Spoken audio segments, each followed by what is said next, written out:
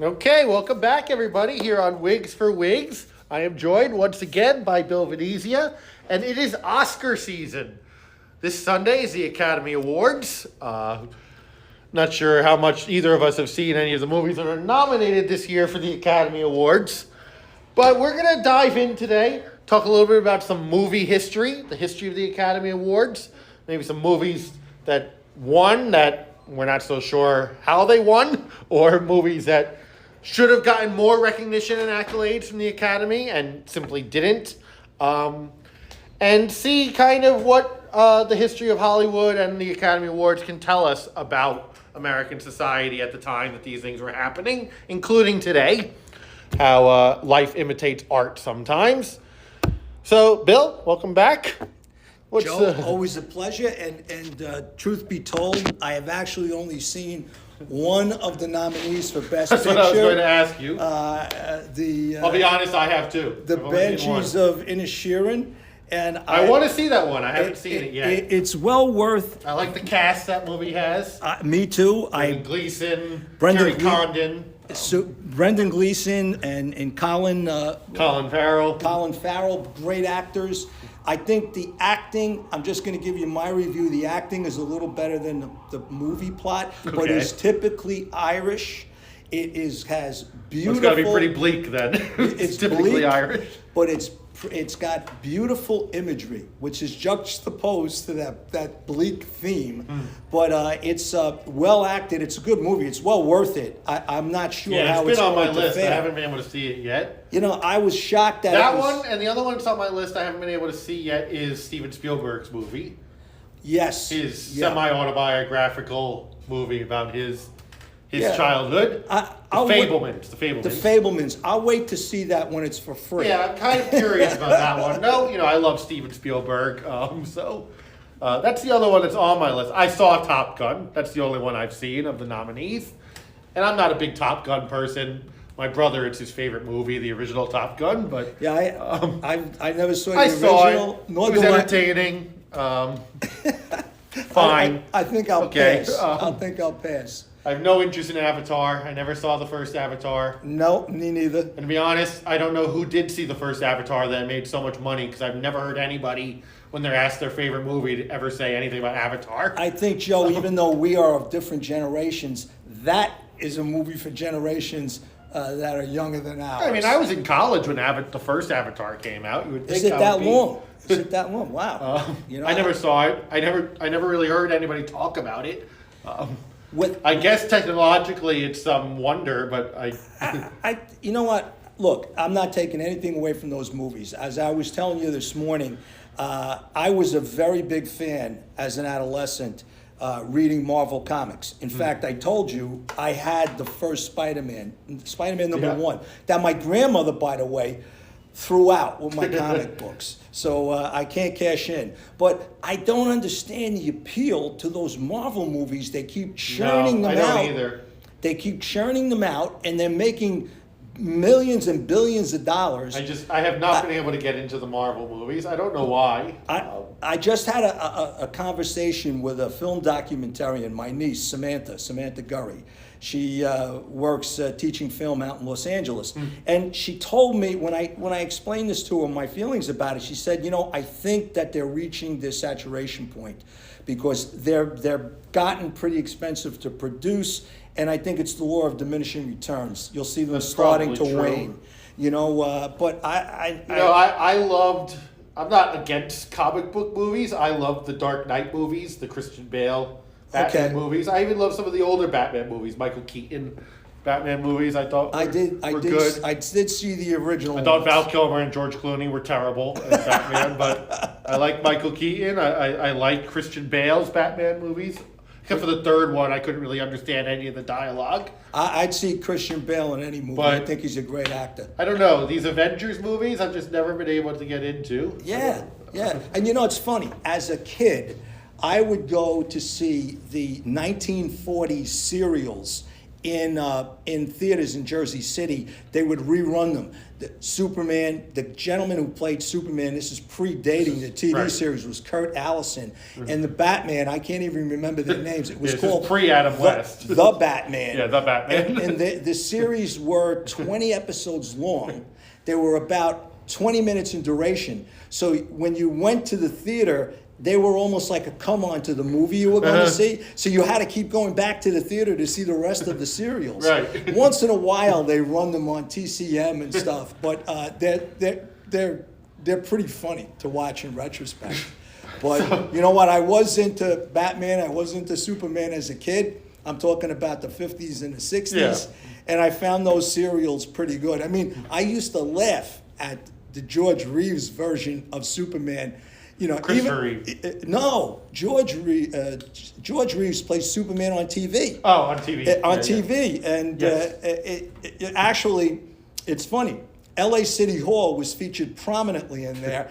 When he jumped out the window off a diving board, you know, like they give you a background shot of the City Hall. It's a pretty iconic building in downtown Los Angeles. But those were hysterical. Those were hysterical. You could see the wires holding him up when he flew. But Yeah. sadly, George Reeves didn't come to a good end. So we might not have too much insight into this year's Academy Awards because we haven't seen the movies largely. But let's look back a little bit at some of the great movies in history that we do like and how they've done at the Academy Awards. So any that come to mind? Well, If I were to ask you, what's the greatest movie of all time? Oh, simply the best movie of all time to me is Casablanca. And I think it was definitely made as a propaganda film. For sure. I was actually just talking about that. Came out my in- US 2 class today. I think it came out in 42. Yeah, 42. And it's funny, most of the actors, the supporting actors, not Ingrid Bergman or Humphrey Bogart, but the other supporting actors in that film were refugees from Hitler's Germany or occupied countries. And there's a scene in Casablanca that kind of brings a tear to your eye when at Rick's Cafe, Humphrey Bogart is the cafe owner, and at Rick's Cafe the Nazis are singing their song. And the orchestra pipes up and starts playing the Marseillaise, and one of the occupied French women, who's a guitar player, starts singing it. It brings tear to your eyes, and it brought tear to everybody's eyes on that set. What I read later, I mean, that movie was a wonderful propaganda film, and it actually was for the war effort against Germany, and especially too that. It kind of vilified not only the Nazis, but it vilified Vichy France, yeah. who basically controlled that part of North Africa. You know, so I think to me that's technically one of the best. I mean, for the acting parts, for the writing, I think Michael Curtiz was who did that movie. But to me, that's won Best Director for that movie. Yeah, he did, and it did win Best Picture. I don't think the actors or actresses. They did not. No, they didn't win anything. I will tell you in a moment, actually. Nominees. Art direction. I'm looking back at the Academy Awards from that year. I have, let's see. Joe, Well, anyway, the actors did not win for that year. No. While you're doing that, it's very interesting. I just recently, when I visited my niece, I visited the Motion Picture Academy Museum in Los Angeles. It's only not even 2 years old yet, and they had a whole room dedicated to Casablanca. And they kind of recreated that set, which, by the way, that whole movie was filmed on a movie set. In Hollywood. It was not, they didn't do anything in any site work for that movie. They actually had, they recreated Rick's Cafe, the actual piano that, I forgot the gentleman's name who played the piano, I forgot his name, Sam. Play It Again, Sam, which was never said in the movie. No. The quote is, "You played it for her, play it for me. Play it, Sam." I mean, I'm just looking at the movies that Casablanca beat that year. I I've seen The Song of Bernadette. Wow. Was another movie that year. And Heaven Can Wait. The original yeah. Heaven Can Wait. I believe that was remade later on. I think Claude Rains was also in that. And For Whom the Bell Tolls, the film version. Oh, wow. Gary Cooper. Yes, and also the connection to, who was the star of Casablanca? Humphrey Bogart. No, there's the woman. Ingrid Bergman. Ingrid Bergman was also in For Whom the Bell Tolls. Yes. About the Spanish Civil War. So the year before that is another movie that many film buffs identify as technically the greatest movie of all time, which is Citizen Kane. You know, And that did not win Best Picture. No, it didn't. That lost to How Green Was My Valley. Which was a good movie, but, you know, I don't know. Citizen Kane was interesting because it was unique. It definitely dark and physically, and the topic was dark. And, you know, Orson Welles was not a favorite of Hollywood. No. He kind of stuck his... He was a little bit of a... Yeah. A rebel. A rebel, a little bit of an FU to Hollywood. Yes, yes. But a very talented filmmaker. Oh, no doubt. I think down the road, some of his other films were much better than Citizen Kane. I had to watch Citizen Kane in a film class many years ago. It's in my undergraduate at St. Peter's. And I didn't get the allure. I wasn't, I didn't think it was a good movie, but it didn't resonate with me. And the year before that, Yankee Doodle Dandy. Oh, gosh. The Jimmy Cagney movie about... Who everybody loved, by the way. Jimmy Cagney was a very popular guy in Hollywood, the persona. Good friend of George Steinbrenner, by the way, who his life ended, he died in upstate New York. He was a New Yorker through and through. I can understand the allure of that movie, you know, in terms of the flag waving and everything else. That took place. I mean, I'll always be a partisan talking about the greatest movie of all time. For me, it's Godfather 2. Not the first Godfather. I think Godfather 2 is a superior movie, honestly.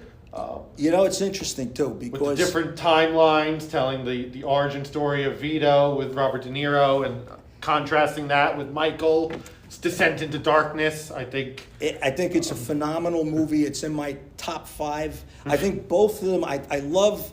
The trilogy aspect of The Godfather 2, and I have to say, I only seen The Godfather 3 once, and I want to revisit it because it's better than people, I think, in memory say it was. I think in the lens it suffers by comparison to the other two. Oh, yeah, and especially two. It is not the train wreck movie that it's kind of legendarily come to be known as. I think Coppola basically took a bad rap for that movie, casting his daughter in that lead, and she was not an accomplished actress, and you know, she's actually made a great career for herself. Become a pretty good director. Yeah, you know, but I want to see it without that bias because my first initial response is, this is terrible. You know, and I let it sit for too many years. I definitely want to rewatch that. But The Godfather 2, I saw it at the opening in New York City. You know, my friend and I took 2 young ladies whose names I forget down through the years, and I just sat there mesmerized by it, you know. And it's ironic that Brando, who basically did such a great job in Godfather 1, outpriced himself and did exactly what the producers said he would do because they wanted him in part 2. But he came up with this outrageous money that he wanted, and they turned him down. And it's funny because there's 6 degrees of separation with 2. The gentleman who played Clemenza, Richard Castellanos in Godfather, he's from Weehawken, New Jersey. And he wanted also more. does not appear in Godfather 2. No, do you know why? He wanted more money than Brando. More money. Now, Brando, when Coppola went to the producers and said, look, what about Marlon Brando for this role? The producers en masse said, no, absolutely not. Yeah. He's a pain in the neck. He's going to want too much money. He's a has-been, and he doesn't know his lines. He's not professional. It'll bog down your film development, and we'll lose a lot of money. So what happened was Brando sought out Coppola, and he basically said, please let me do a screen test. So in the Academy Museum, they actually have the screen test. Screen test, yeah. And, you know, he did stick tissues in his mouth, and he did a phenomenal job. I think that cat had just like wandered off, and he just put it in grabbed his lap. But in the screen test, there was no cat. That was actually on the set. It's always fun to think about people that were also considered for roles in film history. God. Like they really wanted Dustin Hoffman to play Michael in The Godfather. Well, you know who else they wanted? You know, James Caan auditioned for Michael. They wanted Robert Redford or Robert Redford, not Dustin Hoffman. Yeah, Robert Redford, and who's the other blonde guy who was Paul Newman? No, Paul Newman. It was Robert Redford. I meant Robert Redford, not Hoffman. His daughter was an actress too. Over the Silver Moon, Ryan O'Neal. Ryan O'Neal. I mean, he couldn't act his way out of a paper bag. But Brando got that screen test. Coppola was blown away, and Coppola told him, "Look, I'm going to go one more time to the producers. I'm going to show them this. I want to see if they recognize it's you." So he showed it to the producers, and the producers were wild about it. They said, "Sign him up, we'll take him." Is he an unknown? Because it'd be cheap. It's Marlon Brando. And they said, "What, are you crazy? That's Marlon Brando?" And actually, that's how he got the role. Well, Godfather 2, come back to the Academy Awards, was the first sequel ever to win Best Picture. Yeah. There's only been one other, and that was The Lord of the Rings, the third Lord of the Rings movie, won Best Picture. Can you name, Godfather 2 was the second sequel ever nominated for Best Picture. The first one, let's see if you can get this, little movie trivia, starred Bing Crosby and Ingrid Bergman, another Ingrid Bergman movie. Going My Way and the Bells of St. Mary. Bells of St. Mary's was the first sequel ever nominated for Best Picture. Every good Catholic kid has to basically watch that. Bells of St. Mary's. You know, I'm going to say one thing. When my grandmother watched that movie and she saw Ingrid Bergman, now you know Ingrid Bergman's past. She left her husband, Bergman, the producer, for an Italian producer. Yeah, I don't remember his name, but Rossellini. Rossellini. So my grandmother in Italian said, "I'm not watching that movie. She's a figlia di puttana."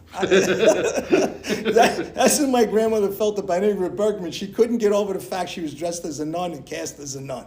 You know, so my grandmother wouldn't watch those Catholic movies. And by the way, the reason I went to Catholic school is that my grandmother, who was very domineering, imposed upon my parents, who both went to public school, that, you're going to send these 5 kids to Catholic school. So there was no way she was buying. It's just interesting. It's been very rare for sequels to be nominated for Best Picture, but we have 2 this year. The Avatar sequel and the Top Gun sequel are both nominees this year for Best Picture. I never knew that Top Gun was the original was nominated for an Academy Award. Not for Best Picture, though. Cinematography? I think it was nominated for cinematography, sound, stuff like that. Okay. It won Best Song for, Highway to the Danger Zone. Yeah, I got to tell you the truth. I never watched Kenny Loggins. I like Loggins and Messina, but Kenny by himself, I'm not so sure I care. Other sequels nominated for Best Picture in history: Toy Story 3, which I admit made me cry in the movie theater, and kind of a sequel, Letters from Iwo Jima. Did you see that one? That's an excellent movie. No, I didn't. I'll put that on my Clint list of Eastwood things movie to that watch. tells the battle story from the Japanese perspective. Oh, no. Because he made Flags of Our Fathers, telling it from the American perspective, and then Letters from Iwo Jima from the Japanese perspective. You know what? And I think it's a much superior movie. It's great. I mean, I saw the movie. You have to be willing to stand reading the subtitles and all, because it's all in Japanese. I definitely will watch that. It's a very good one. Very moving. I'll tell you why. I loved what the documentarian did about the latest Vietnam documentary, seeing it from the people of Vietnam, the Viet Cong, and the soldiers. Ken Burns, Vietnam. That was so well done. So it whets my appetite. Just a couple weeks ago in Gettysburg, at Gettysburg College, my alma mater, of course, they had a film festival of Ken Burns films. I wish I could have made it to it, but I was busy that weekend. So I didn't get to that. But I have met Ken Burns before at Gettysburg. He's an interesting guy.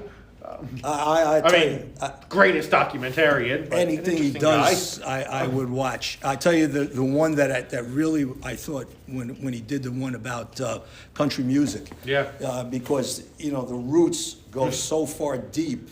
I thought that was tremendously done. In fact, that was the impetus for me to go to Nashville.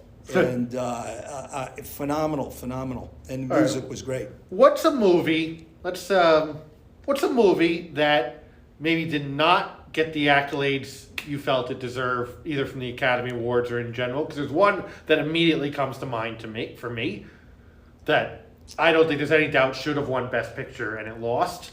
You know what, Joe? There are two for me, actually. You start with yours, and let me think about that. Okay, for me, I have two. One is Saving Private Ryan. Oof, yeah, good movie. Lost Best Picture to Shakespeare in Love, which I honestly don't know anybody who's ever seen Shakespeare in Love. I never have.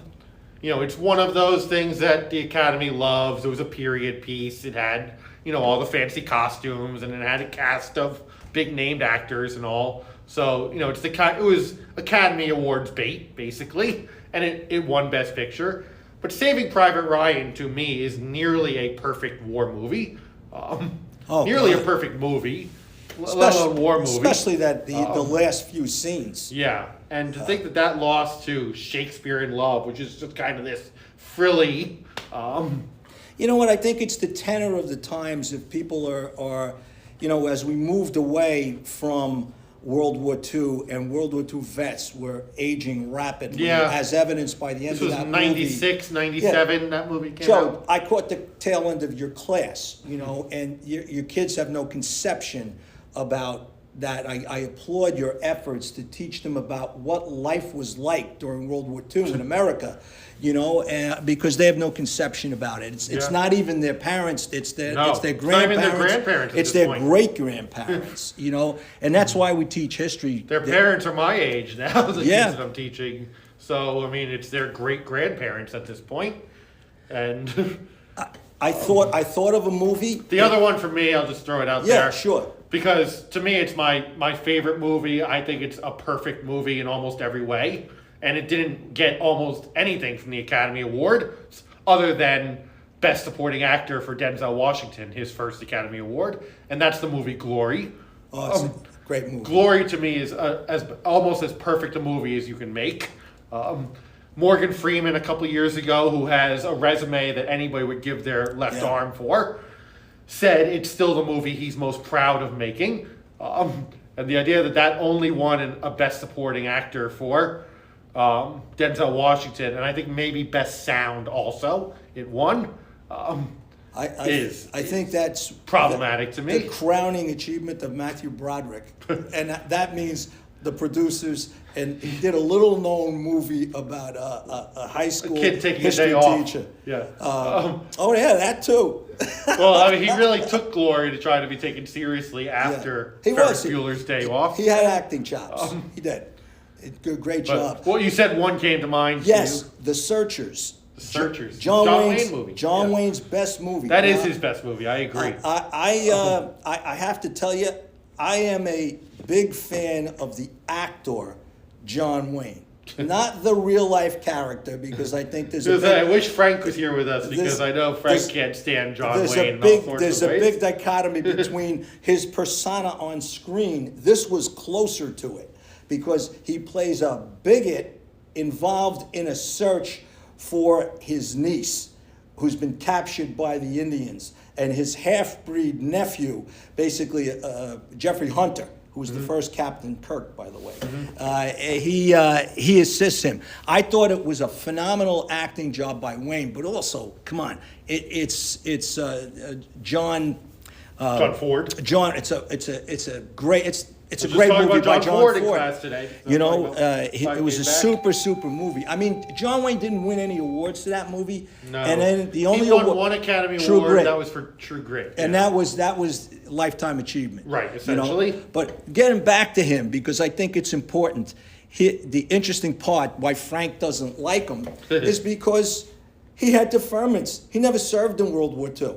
He played every hero associated with World War II and beyond, including Vietnam in the Green Berets. Green Berets, yeah. But he had 5 kids, so he used and was so outspoken, negative to anybody who in any way ever criticized American military involvement. The best movie scene I ever saw was from that movie about Dalton Trumbull, who Yeah. was blacklisted by the House-run American, when he meets John Wayne, who had testified on behalf of that committee, looking for communists behind every bush, and he went up to John Wayne, Dalton Trumbull. Now here's John Wayne, 6'4", waving the flag with every speech.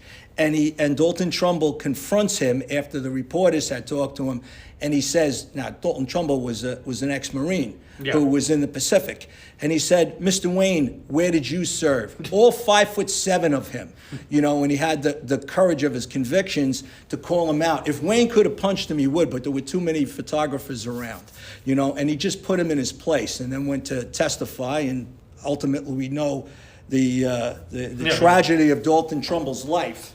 Thank God. So many of the greats of that time period did have actual service in World War II in one way or another. Jimmy Stewart. Stewart Was a bomber pilot. Yeah. Biggest movie star in the country at that time. I'll give Jimmy Stewart. And later became very outspoken in his anti-Vietnam War views, Jimmy Stewart. I did not know that. Made some anti-war movies, not about Vietnam, but had the theme of being anti-war during the Vietnam War years. Now, you're talking about a pretty staunch Republican, right-wing guy who was accused on the movie set of The Man Who Shot Liberty Valance by Woody Strode, who played Pompey, John Wayne's aide or what have you, a black man. He accused him of, using the N-word toward him. Yeah. And that he wasn't he was very racially insensitive. But I'll give Jimmy Stewart his due with that regard to that. Jimmy Stewart lived in an apartment when he was breaking into acting with one Henry Fonda. Henry Fonda was the complete opposite of Jimmy Stewart politically, but yet they were great friends throughout their life and got along in this age of political discord. That it was the oddest couple you ever want to see. I have actually, I mentioned it's interesting to look back at who was offered roles in movies historically and turned them down. And there's another movie I wanted to bring up, which Jimmy Stewart was offered the lead role in the movie Network. Wow. The role that ultimately went to William Holden. Who was the actor who won Best Actor? Finch. Oh, Peter Finch. Peter Finch. Okay. Wow. Jimmy Stewart was offered the role and turned it down. Or was it the William Holden role that he... No, it was the Finch role. It was the Finch role. That he was offered and turned down. But I think Network is one of those movies that people should revisit today, because I think it tells us something about American media, which has also been in the news recently. Absolutely. Movie Network, if you haven't seen it, classic movie from the 1970s, 76, 77, somewhere in there. It stars Peter Finch, William Holden, Faye Dunaway. Peter Finch plays a longtime news anchor who learns that he's about to lose his job. He goes on a tirade on the air. He, get up out of your seats and get mad. If you've ever seen that, they sometimes play it at stadiums. Go to your window and scream out, "I'm mad as hell and I'm not going to take it anymore." I'm not going to take it anymore. Is his famous line. But it gets a huge ratings boost for the network. And Faye Dunaway, who's the producer for his show, is inspired by this to go find as outrageous content as she can for the news network just to get ratings. And they bring in a team of terrorists and give them their own show on the network. They have the Mao Zedong hour because it gets ratings. As outrageous and infuriating and everything that it is, it's all about just getting the ratings. They don't care that they don't really support the message of these shows. They don't care that it's all untrue that some of these things are saying and all. It's all just about getting ratings. Yeah, Bill, what's this tie into our current events? Of course it ties in. It ties us into one Tucker Carlson and the dilemma at Fox, which is interesting because, is it news? Is it opinion? Is it propaganda? And wasn't it Sean Hannity who, in one of the texts that's come out, said news is killing us? Meaning the actual journalists at the network who are reporting real news. And which one of them? I think Tucker Carlson's email said that the stocks are down. Look at the stock price. And Rupert Murdoch and someone of his, it says it's not about red or blue, it's about green. Yeah. And, so right there is no journalistic integrity. The sad part of it is... These guys have the highest ratings. I mean, again, tying it back to the movie Network, it's just about ratings, right? I mean, That's it. They've shown in their private text messages that they don't actually believe any of the stuff that they're spewing No. on their shows. Hannity, Tucker Carlson, Laura Ingraham, that it's all a fraud. Even Just because it's getting who's ratings? got a little better credibility, Brett Baer. I've read a couple of his books. I mean, Yeah, they're I've read. tolerable. Yeah, You know, fine. the one about Eisenhower is like just... I read his Grant book. It was Yeah. fine. Nothing groundbreaking, but the idea that privately these guys are all saying, guys generically, because Laura Ingram's included in this, but saying, this is all fake. Sidney Powell is a total liar. None of this voter fraud stuff is true. But we can't stop talking about it because our ratings will go down. And Yeah. so they go out there and they spew all of this like it's the truth. it's... I mean, Fox News themselves in past lawsuits have said these are not news people. These are Yeah. entertainers. It's exactly what they are. But... It was Fox who said a couple years ago in a lawsuit that no rational person would think that Tucker Carlson is being honest on his show. Fox News said that in a lawsuit. Yeah. They put him out there to get the ratings. They themselves said that no reasonable person would take him seriously. Dominion voting... That's how little they think of their viewers. Dominion voting machines can't get enough money, as far as I'm concerned, out of Fox. And by the way, it's what they have wrought. I mean, it's not easy to win a libel suit against a news network, No. but they're going to win this suit. Of course they are. It's a matter of what This the could go to cost is gonna summary be. judgment. They don't even need to have a jury. No, on that's this what one. their court papers filed yesterday basically went to that. So it'll be When interesting you have to Rupert see. Murdoch admitting in testimony that, Yeah. we knew that this was all fake, and yet we put it out there. Couldn't happen to a better guy. By the way, is Rupert still an Australian citizen, a citizen of Great Britain, or an American citizen? I'm not sure. I'd have to look that up. I'm I gonna don't have to know. look that up myself. But I want to get back to a couple of movies that Yeah, let's go. I had Network in mind. I just recently saw that clip again of I'm mad as hell and I'm not going to take it anymore. And it's just a great thinking movie. back to that movie just really made me think about the connection with what's going on right now. A great movie, but I've seen it in Gestalt fashion. I've seen parts of it. I've never seen it from beginning to end, but I am going to watch it now from beginning to end. But I talked to you a little bit this morning about an obscure movie. It was the second movie put Spencer Tracy and Katharine Hepburn. It was made in early 42. It's called The Keeper of the Flame. And the movie is about a mythical character based on Charles Lindbergh, who is an America First icon and an isolationist, but also a fascist sympathizer. And he dies, and now this myth grows up around him. And he had all these youth camps and what have you, all inspired by what was going on in Germany at the time. And Hepburn is his widow. And Spencer Tracy is the investigative reporter that brings the myth down, to get the truth out to the public. He actually is a journalist, even if it's on celluloid.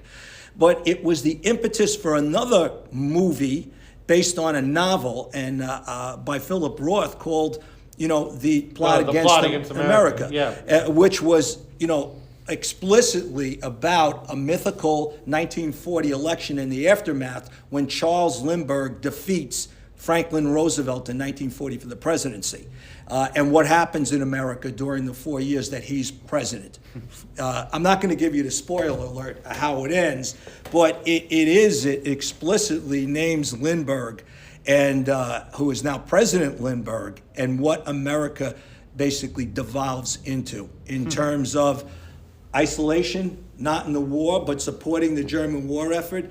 It talks about Germany's financing his campaign and supporting him with their propaganda. It all takes place from the vantage point of Philip Roth. It's because it's autobiographical, growing up in Newark. I believe it's the Vailsburg section, New Jersey, and all the anti-Semitism that Yeah. comes out after it. But I think that's an HBO series, as you reminded me. Yeah. I was just looking up this movie, The Keeper of the Flame, because I wasn't familiar with this one, and I was just looking at the whole cast. Beyond Spencer Tracy and Katharine Hepburn, Forrest Tucker has a lead role in that. One of my dad's favorite, because my dad loved the show F Troop. Me too. And Howard Da Silva had a role Howard in Da that, Silva, Ben Franklin. who later played Ben Franklin in 1776 and was blacklisted himself. Yes, yes. We were talking about blacklisting Dalton Trumbo earlier. Howard Da Silva was also blacklisted later in his life by the House on American Activities Committee. Yep. So, I wasn't familiar with this movie, but It's a good watch. It's a good watch. It's somewhat obscure, and it also has a little footnote. It's the only movie Katharine Hepburn ever made that she died in. So her character in that movie passes away, dies through nefarious means, by the way. But it's a good watch. And Spencer Tracy is actually Spencer Tracy. There's not a far reach from what he normally played. But I have to say, Spencer Tracy was a pretty good actor. And Hepburn was well, Hepburn was Hepburn, yeah. Yeah, Hepburn was Hepburn. Hepburn, I believe Hepburn, and does Hepburn have the most Best Actress awards, or has Meryl Streep matched her? I think Meryl Streep might have matched her, but I'm not positive. But Hepburn, I mean, Yeah. you know, one of her best films to me was A Lion in Winter. That's a good movie. With Peter yeah. O'Toole. That is a very good movie. And Peter O'Toole proved he was a heavyweight actor, going toe-to-toe with her. Phenomenal. That's a great movie. And if you look at the cast in that movie, there's a tremendous amount of phenomenal actors in that. Hannibal Lecter's in that. Yeah. But I loved the movie that she was in with, I can't think of the name of it. Guess Who's Coming to Dinner? Oh, yeah. You know, I guess that might have been Tracy's last movie. 'Cause, Yeah. I think he was pretty ill He at the was time. Another good movie. Sidney Poitier, of course, just passed away this past year. Yeah. In terms of groundbreakers, in terms of the Academy Awards. In the Heat of the Night. In the Heat of the What Night. a performance. Yeah. Not Lilies only of the by Field. him. But Meryl Streep has 3 Best Actress Academy Awards. I think Katharine Hepburn might have had 4, if I'm not mistaken, or one of hers might have been supporting, and therefore it's 3 and 3. But there is, of course, the trivia fact that Meryl Streep won her 3rd Best Actress Academy Award for playing a British leader, despite being an American actress. Oh, yeah, that's She right. played Margaret Thatcher, Margaret in Thatcher. The Iron Lady.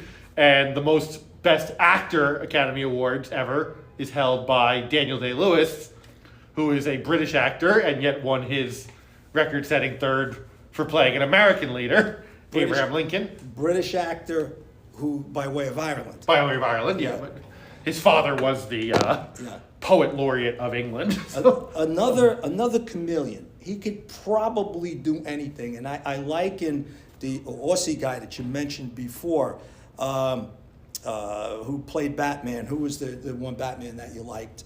Christian Bale, Christian who is Bale. Welsh, I believe. Is he Welsh? I believe he's Welsh. Okay, I thought he was from Australia. But Welsh. Did you ever hear a Welshman talk? Well, I know. It's not the English language. Let me confirm that Christian Bale is Welsh. I believe he is.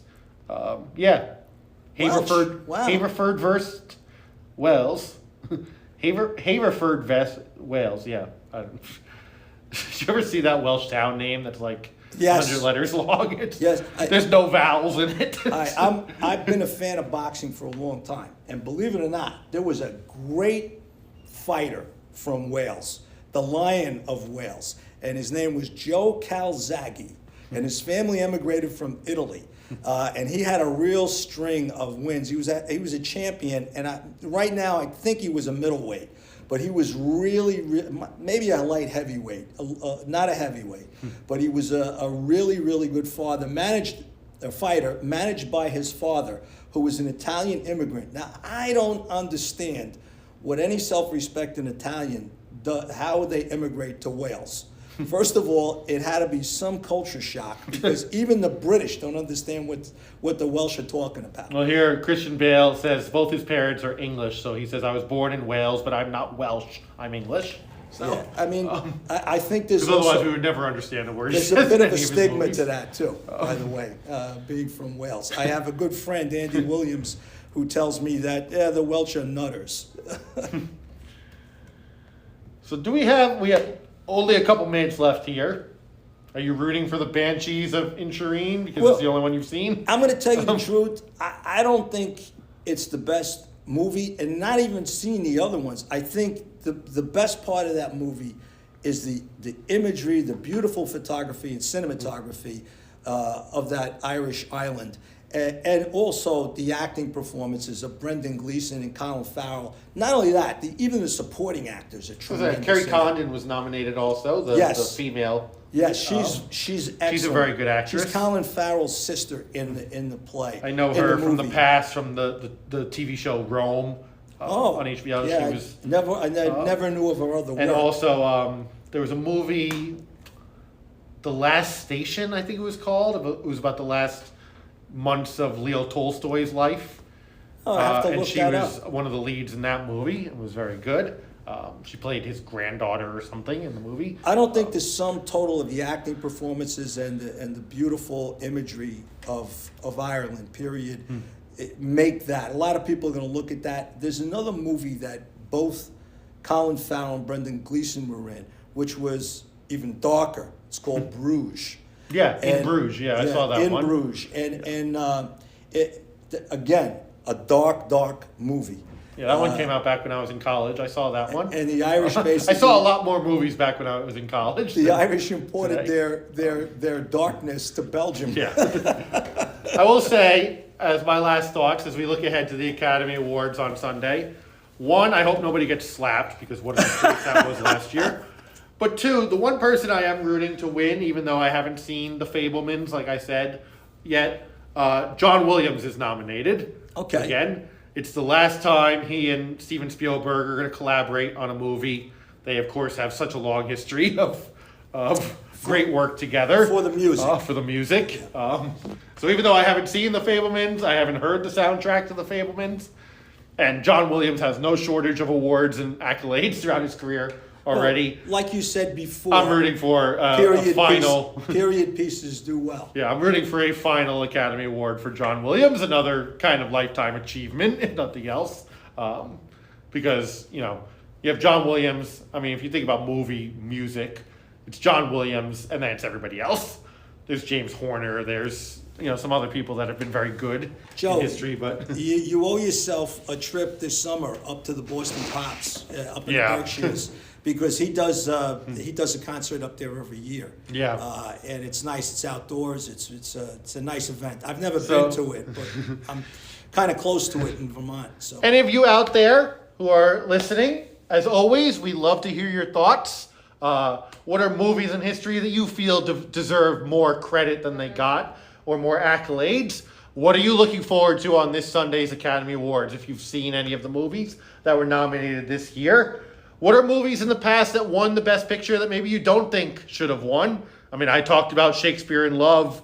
I could have gone into The English Patient is another one that I'm not a big fan of. Neither am I. But, let us know your thoughts on film history. What's the best movie of all time? We gave a couple of hours that we really think of. So reach out to us. As always, you can send us a text email or send us a voice message we can play on a future episode. We can be reached, as always, at Wigs for Wigs. That is WIGSFORWHIGS @gmail.com. We love hearing from you, and we hope we do. So take care out there in movie land, and we'll see you again soon on another episode of Wigs for Wigs. Take care, everybody.